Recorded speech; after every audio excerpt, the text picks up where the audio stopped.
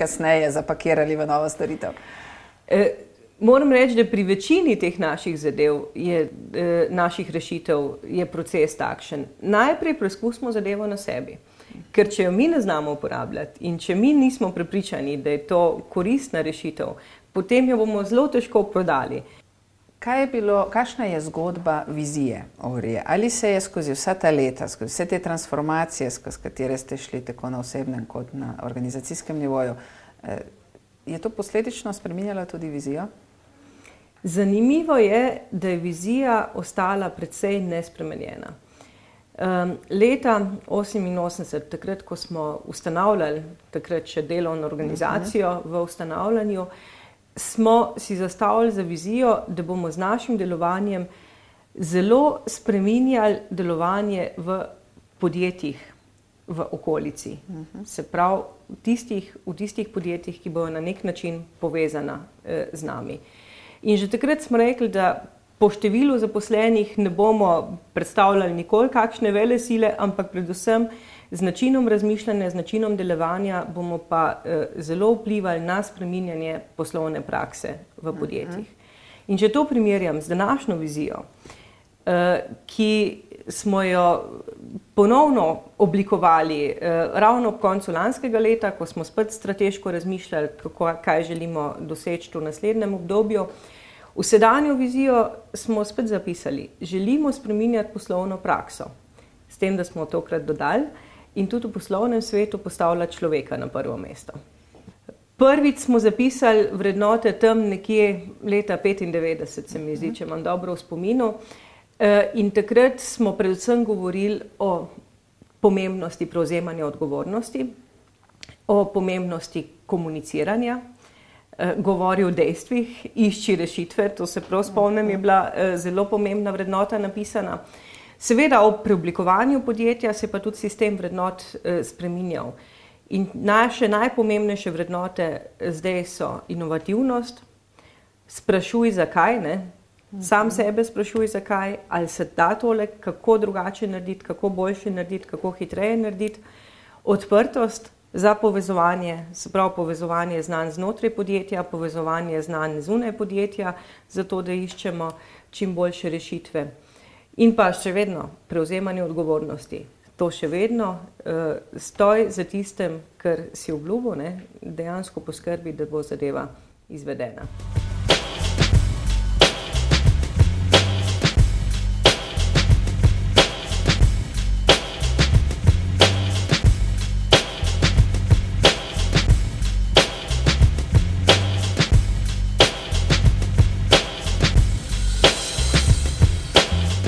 Razvoj je igral v preteklosti izredno pomembno vlogo v Oriji. Na kakšen način ste uspeli vzpodbujati in držati ta interni naboj po konstantnem razvijanju inovativnosti in različnosti? Razvoj v preteklosti v Oriji je bil bistveno drugačen, kot je danes. Namreč nekdo od recimo lastnikov, ki so igrali ključno vlogo v našem podjetju, je nekako začutil na trgu, da bi se nekako pojavila potreba po neki vrsti rešitve. In seveda te ideje smo potem vsi sledili, kot majhen razvojni oddelek smo se zelo enostavno prilagajali vsem tem, bi rekel, zahtevam tega lastnika, ki je nekako to zadevo začutil. Zdaj razvoj, bi rekel, v Oriji sedaj pa je bistveno drugačen, namreč seveda tako kot vsako podjetje, tudi mi imamo zdaj neke strateške usmeritve, ki jim moramo slediti, tako da ob vsaki ideji je treba narediti določene analize, to zadevo raziskati, koliko je tudi potencialno zanimivo na trgu in bi rekel, od preteklosti nas razlikuje zdaj ta analitičen pristop, bi rekel. In je v preteklosti prišlo do produkta in ste iskali potem stranko za njo. Tako, ja. Kako pa poteka danes? Ja, danes je tako, vse ideje se nekako zbirajo na intranetni spletni strani, ki se imenuje Inovatorija.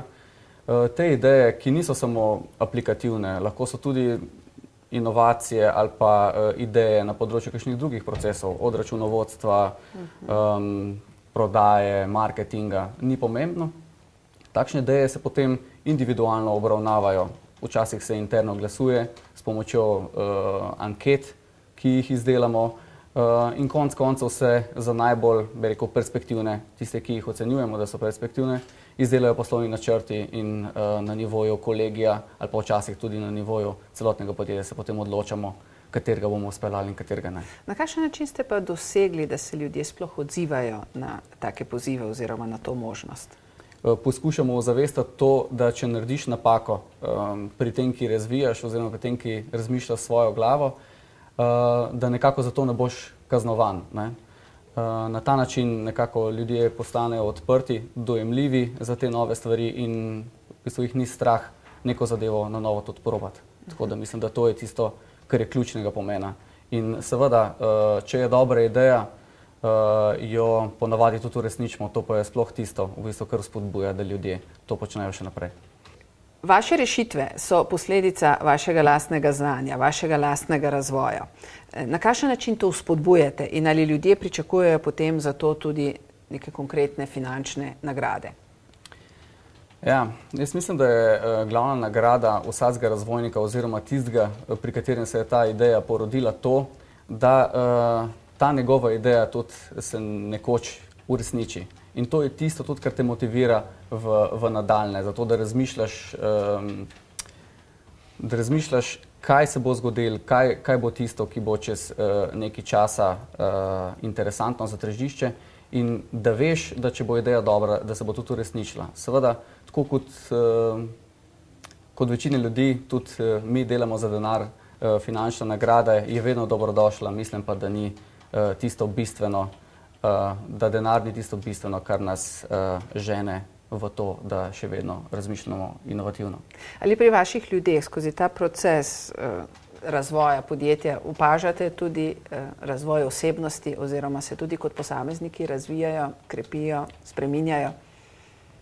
Ja, osebnostni razvoj je zelo pomembna komponenta v razvoju. Če želimo nekako prispevati oziroma dodati največjo dodano vrednost pri razvoju, jaz mislim, da je zelo pomembno, da smo najprej zadovoljni sami sabo, ker če nismo zadovoljni sami sabo, težko, bi rekel, aktivno sodelujemo pri razvoju in dodani vrednosti. Ali to vpliva tudi na timsko delo potem? Timsko delo v našem podjetju pa je sploh neka posebna komponenta, namreč brez timskega dela si sploh ne predstavljam, kako bi mi v prihodnje še delovali uspešno.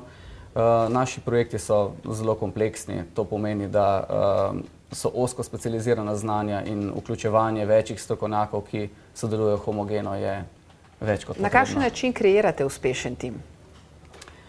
Ja, predvsem mislim, da je zelo pomembno tudi to druženje oziroma ta klima izven službenega odnosa.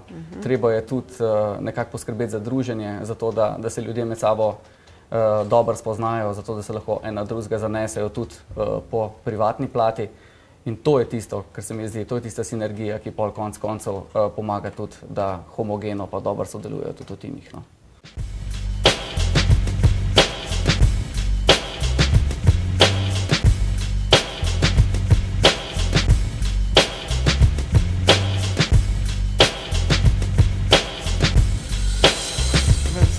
Razvoju Orije je pomembne razvojne korake naredila tudi prodaja oziroma, kot danes rečete, odnos do strank. Kaj se je dogajalo, kateri so tisti ključni premiki in spremembe? Zdaj, mislim, da je tudi ta funkcija mogla slediti ostalemu razvoju na Ori. Dejstvo je, da Orija smo začeli nekako za tem, na trg smo šli, videli smo, kako so naši produkti sprejeti in ugotovili smo, da je dejansko lahko od kupcev in v tem odnosu do kupcev predvsem lahko potegnemo tudi, bom rekel, naše zgodbe za razvoj.